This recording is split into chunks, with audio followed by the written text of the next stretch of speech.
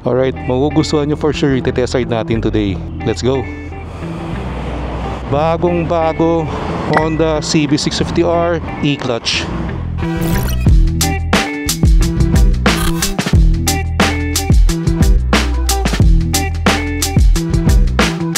Huwag na natin patagalin to. Start na kagad. Unang bubungad sa inyo itong 5-inch na full color TFT display. Pakaganda, no?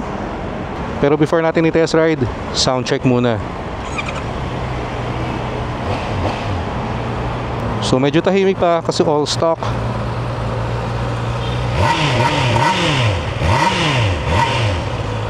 And again, Honda E-Clutch. Pag naka-on pala yung E-Clutch, sobrang lambot nitong clutch. Ayun, tingnan nyo ha. Oh. Effortless. Kung gusto niyo mag-manual, pwede niyo namang iset sa settings. Then meron ditong toggle switch. Punta tayo sa settings, function, E-clutch. Yan, naka-on. Pag nakita niyo may letter A dito, automatic naka-E-clutch yan. So pag in-off natin yung E-clutch, mapapansin niyo na wala yung A dito. And yung clutch mo is, na, normal clutch na. Hindi na siya yung super lambot na parang walang clutch. So balik natin ng E-clutch, karoon ng letter A ulit, and yung clutch ayun ulit. Effortless, lambot. Pero maganda pala dito, habang naka E-clutch ka, pwede ka rin mag-manual, hindi mo na kailangan i-set dito. Pag naka-automatic ka, for example gusto mong bumomba, pwede ka mag-clutch, automatic mag-manual na yon. Pero the difference is, once bitawan mo na yung clutch, kusa na siyang babalik sa automatic. So tara, alam ko boring pag puro explanation eh. Pakita ko na lang sa inyo. So for this test ride, hindi tayo gagamit ng clutch. So kita nyo, naka-neutral tayo. Magpiprimera ako. Walang clutch no? First gear.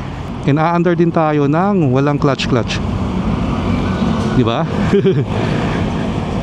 Para ka lang naka-scooter eh.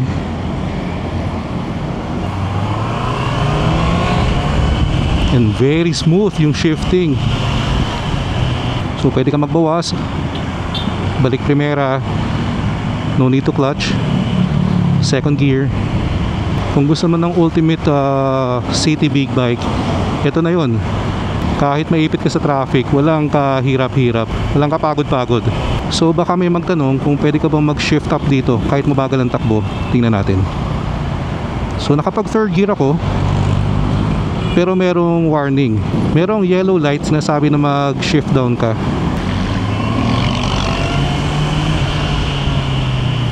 Ang ibig sabihin nun hindi match yung gear mo sa speed mo. So sasabihan ka niya pag kulang yung speed mo dun sa gear na sineselect mo. Ulitin natin, second gear tayo, third gear natin pwede pa, pero fourth gear kaya pa daw. Fifth, kaya pa sa speed eh. Pero pag dumating yung point na kulang na yung speed mo dun sa gear na gusto mo, dun lalabas yung warning light. Lalabasin natin mamaya. Napaka-smooth ang nito, shifting. Kahit up or down, hindi mo ramdam eh. Pero for sure, mas okay to pag naka-aftermarket exhaust na. Kasi ngayon, medyo tahimik pa eh. Pero baka may magtanong, paano na ako bubomba niyan? Mahilig pa naman akong bumomba. Pwede pa rin naman. So kahit naka-automatic ka, clutch in mo lang, pwede ka pa rin bumomba.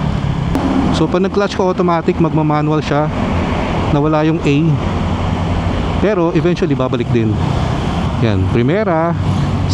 Nag-second gear tayo ng mabagal no? Merong umiilaw, nagko-flash. It's saying na hey, mag-shift down ka.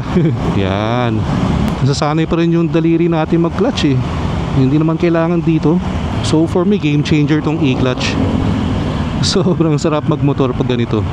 Pero dun sa mga sanay sa manual motorcycles, kung medyo nagsawa kayo sa automatic and gusto nyo rin mag-manual minsan, pwedeng pwede dito sa E-clutch. Kasi pwede mo siyang iset as manual. Pero again, reminder lang pag sinet nyo ng manual, tapos pinatay nyo yung motor, pag bukas nyo ulit nitong CB650R, babalik siya automatic sa E-clutch or sa automatic. So yung automatic ang default state niya. Pero kung sa akin tong CB650R E-clutch, hindi ko na isa-set sa manual to. Automatic lang all the time. Kung gusto ko namang bumomba, pwede ko namang i-clutch in eh. Di ba? Kusa na siya magma-manual. Then pagtapos ka ng bumomba, balik automatic na ulit. Syempre hindi pwedeng hindi natin subukan to sa expressway. SLEX Gaming. Alright. Maganda pag naka-automatic ka. Pwede kong huminto. Pwede kong tumigil ng naka-primera. Alright. Let's go. So expressway gaming, SLEX, Honda CB650R E-clutch.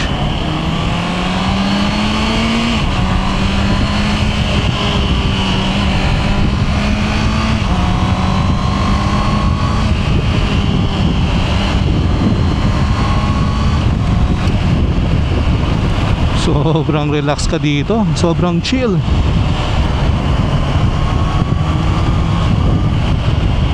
And the CB650R, of course, same naman to nung previous models. Feels very stable sa highway kahit high speed. Same engine pa rin naman to no previous version. As far as I know, yung mga key differences lang talaga would be yung 5-inch na TFT panel tsaka yung e-clutch. So again, the whole time wala tayong gamitan ng clutch. Nag-clutch lang pala tayo nung bumomba. So example dito, meron kayong tropa, gusto nyong bombahan, clutch in, pwede kang bumomba. Pero pag pinitawan mo na, kusa na siyang babalik sa automatic.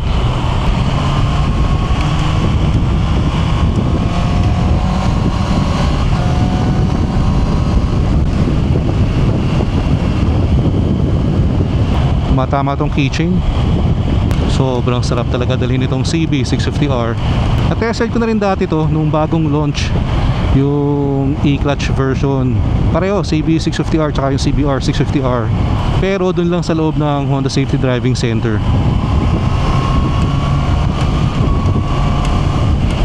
First time kong nalabas in public, yun, grabe.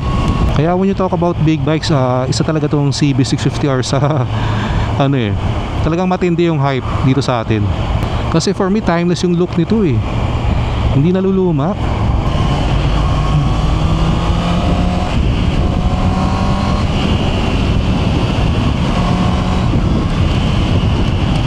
Sobrang enjoy gamitin to. Downshift. Imagine kung naka aftermarket exhaust ka. Solid yung tunog nun. Yan again, CB650R, very nimble, very sporty dalhin. Sabi laki ng ngiti ko ngayon. Hindi mo na kailangang mag-clutch, hindi mo na kailangang mag-neutral pag nakatigil. Naka first gear tayo, walang clutch. May sticker naman pala to eh. Hindi lang binasa sa sukat. Alright, punta lang tayo sa ating favorite spot. Tingnan natin yung settings. Pag nasa stoplight kayo, tigil lang kayo, naka rear brake lang ako, naka first gear pa rin, wala, hindi mo na kailangan mag neutral. And iba talaga yung dating ng Honda na matte black, no? So yun na try natin yung CB1000R matte black din. And syempre yung ADV 160 natin, same color, matte black. Iba talaga yung angas.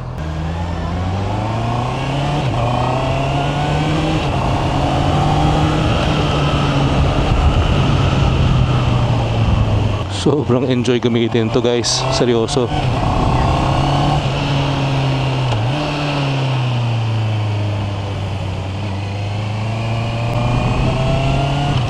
Alright. So dito tayo sa favorite spot natin sa Alabang on a Honda CB650R E-clutch. Sarap ng hangin. Preskong, dahil pang puno eh. So pag mabagal tayo, pag nag third gear ako, nasabi niya, hoy, mabagal ka, second gear lang. Second gear, ayaw pa rin niya eh, first gear lang. Ay, dito yung usual spot natin, pero parang merong nagpa-practice. So ayaw natin maka-istorbo, dahil lang tayo. Hanap tayo ng ibang spot. Alright, so dito na lang tayo. Silipin lang natin very quick, ano ba yung mga meron dito sa settings or sa panel. Kung meron din ilaw dito or merong sign, symbol pag naka side stand ka. And by the way, sa mga gusto palang matesting tong bagong CB650R, available to sa Honda Big Bike Parañaque. So kung gusto nyo makita in person, gusto nyo ring ma-experience, hanapin nyo lang si Sir Joshua. So tara, tingnan na natin yung panel. But before that, teka, pakita ko lang pala muna kung ano yung mga nasa controls dito sa left side. So you have the passing light switch here. Then, ano to? Letter T eh. I'm assuming traction control. Pero wala naman nagbabago dito sa ilaw. So i-flash ko na lang sa screen kung ano to. Then of course you have the toggle switch. So right, left, down, up. Then you have the horn. Medyo cute, stock, and the signal light. So ito yung ano, Honda trademark na yan. Yung busina nasa gitna, then the turn signals nasa ilalim. Then sa right side, it's very simple. You have the kill switch. So off, starter, and hazard light. Ayan. Then to turn it off, pindutin nyo lang ulit. So for the settings, ito, settings, function, you have Honda e-clutch. Dito nyo pwedeng i-off yung e-clutch. So pag green, naka-on yan. Then yan, pag naka-off, mawawala rin yung A dito. And tingnan nyo naka-off yung e-clutch. Walang ilaw dito. Patayin natin yung makina. Switch off natin. Then once you turn it back on, automatic, naka-ilaw na ulit yung A. Or it means naka-on na ulit yung e-clutch. So balik tayo sa settings. Meron din ditong shift point. So mukhang pwede mong iset kung kailan ka mag-shift. Then yung mga trip lang dito, trip A, trip B, HISS. Hindi ko lang kung ano to. HISS. Again, i-flash ko na lang sa screen kung ano to. Pero naka-on siya by default, so iwan lang natin sa on. Sa display naman, display type, pwede mo palang palitan yung itsura. So naka-bar tayo kanina, ngayon naman gawin natin circle. And then brightness, background. So pwedeng white, black, or auto. So i-auto na lang natin. Favorite info and favorite switch. So sa general naman, you have the usual date and time, unit, kilometers per liter, temperature, speed, language, restore default. Pwede nyo rin palang i-pair yung phone nyo dito via Bluetooth kasi may Honda Road Sync to. And service, so for sure sasabihin ito kung kailan yung next PMS mo and all the details, all the information about your motorcycle. So that's it para sa settings. So ang ganda rin pagbilog, no? Parang ganito yung look nung sa CB1000R. Gawin nga natin black yung background. Piliin natin tong black. Ayan, angas. Mas okay to. Parang nag-iba yung personality ng bike Medyo malakas ang hangin and dumidilim din. Parang anytime bubuhos yung ulan. So tara, i-enjoy na ulit natin itong CB650R e-clutch. So this time around, talagang wag nating hawakan yung clutch. Shifting to first gear. No clutch. Kakatuwa no? Parang mas gusto ko itong ganitong style Tapos black background. Ang angas ng panel mo Bumagay sa bike. Kasi matte black to So stealth look. So napaka-convenient talaga. Nung nasa stoplight ka lang, huwag ka na mag-neutral. Hindi mo na kailangan hanapan yung neutral. Kasi hindi mo na kailangan umalis ng primera. So dun sa mga beginner riders na lagi pang namamatayan dahil sa clutch, dito hindi nyo na magiging problema yun. Teka, magkwa-clutch pala tayo. Kasi dadaan tayo ng tunnel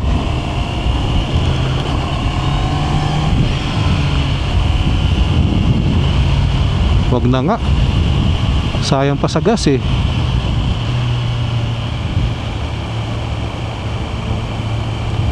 Parang nagmamature na tayo. Hindi tayo bumomba sa tunnel It's a sign of maturity. Alright.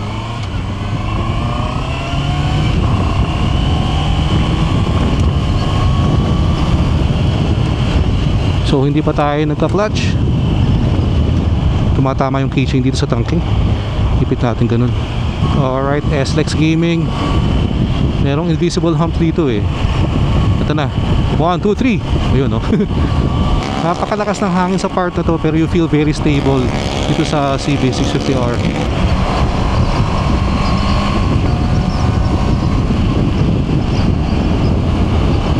Sa mga interested pala dito sa bike na to, i-flash ko na lang sa screen kung magkano ang SRP nito.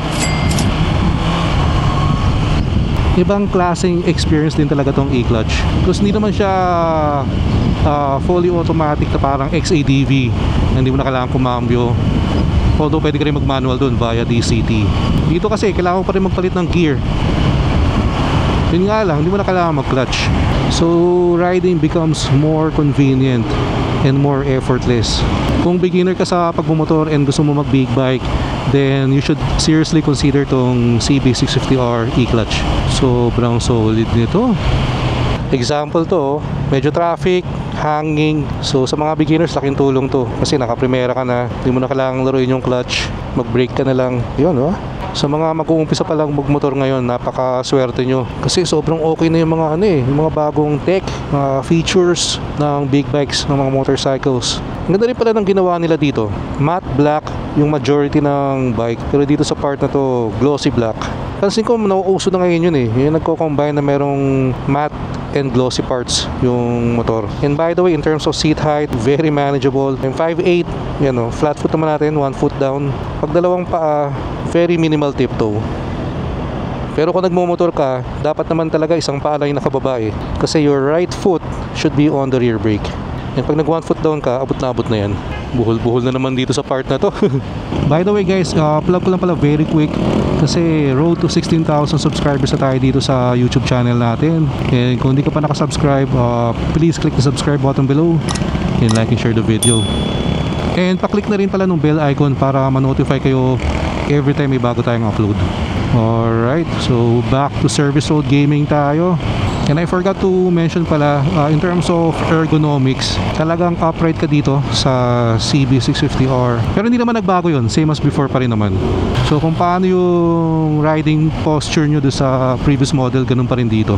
So maganda dito, kahit slow speed or slow moving, hindi mahihirapan ng mga beginners. Kasi wala nang clutch You can easily drag the rear brake while controlling the throttle na lang. And lastly, siguro add ko lang, with the Honda CB650R, wala kang mararamdamang any heat dito sa engine, sa tangke. Pero for me, common observation ko yun sa mga Japanese bikes. Kahit Kawasaki naman, wala kang problema sa engine heat. Sa ibang motorcycle brands kasi, may mararamdaman kang init minsan, lalo na kung may ipit ka sa traffic. So dami na na-test ride natin.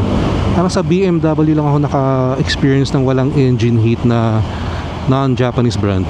Alright, we're back on the Big Bike Parañaque. Ito si ADV, lonely na dito. And pakita ko lang din pala very quick, baka kasi may magtanong, kung naka-neutral ka ba o hindi ka umaandar, pwede ka ba mag-shift up? So i-try natin. So naka first gear tayo ngayon, mag-shift tayo, second gear. Pumasok naman ng second gear pero sabi nga niya, shift down. Third gear, fourth, ayaw na niya. Hanggang third gear lang pwede. Pero again, may warning na rin na hindi appropriate yung speed mo dun sa gear na gusto mo. So you need to shift down. So kung meron pa kayong mga tanong about the Honda CB650R e-clutch, comment it down below lang. Sagutin natin yan. Napakaganda talaga nitong matte black, no? Nakaka-in love. Hingi rin pala ako guys ng isa pang favor sa inyo. Kung gusto nyo makapanood pa ng maraming Honda reviews dito sa channel natin, please like and follow Honda Big Bike Parañaque sa Facebook. Support natin sila. And pwede rin kayo pumasyal dito kung gusto nyo makita in person yung mga Honda scooters, big bikes. Pwede nyo makita and pwede nyo rin i-test ride. So maraming salamat sa mga sumama sa atin today. Sobrang nag-enjoy ako dito sa CB650R e-clutch. And sana kayo din nag-enjoy. Kita-kits tayo sa next video. Ingat kayo lahat palagi. Always ride safe. Peace out.